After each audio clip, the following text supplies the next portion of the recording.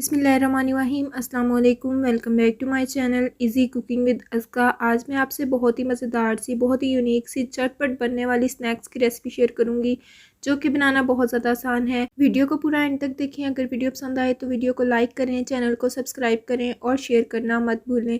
तो चलें इस मज़ेदार सी रेसिपी को बनाना शुरू करते हैं। सबसे पहले मैंने एक सॉस पैन में पानी गर्म होने के लिए रख दिया और उसके अंदर डाला 1 छोटा खाने का चम्मच नमक और 1 छोटा खाने का चम्मच डालूंगी कुकिंग ऑयल। साथ ही साथ मैं इसमें शामिल करूंगी 1 छोटा कप पास्ता का।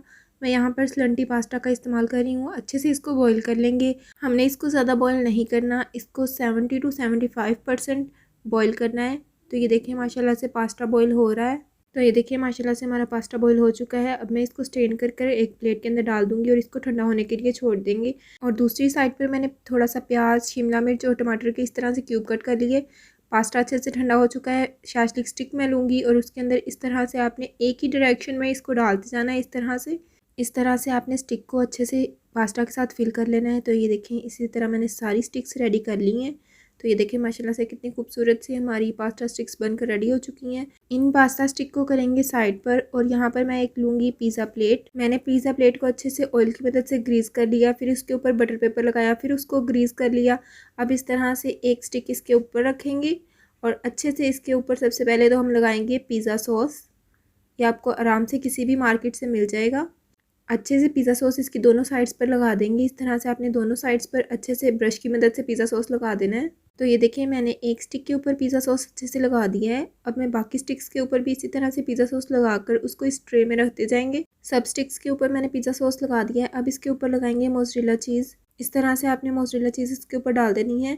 आप अपने अकॉर्डिंग कम या ज़्यादा लगा सकते हैं। अगर आपको ज़्यादा चीज़ पसंद है तो आप इसके ऊपर ज़्यादा चीज़ लगा दें, वरना आप चीज़ की क्वांटिटी को कम भी रख सकते हैं। तो ये देखिए मैंने सारी स्टिक्स के ऊपर अच्छे से चीज़ लगा दी है।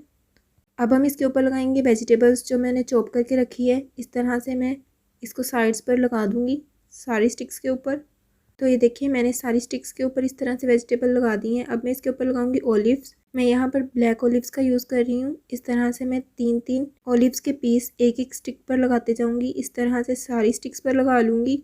तो ये देखिए स्टिक्स अच्छे से रेडी हो चुकी हैं। अब हम इसको करेंगे बेक। मैं यहाँ पर पतीले में इसको बेक करूँगी।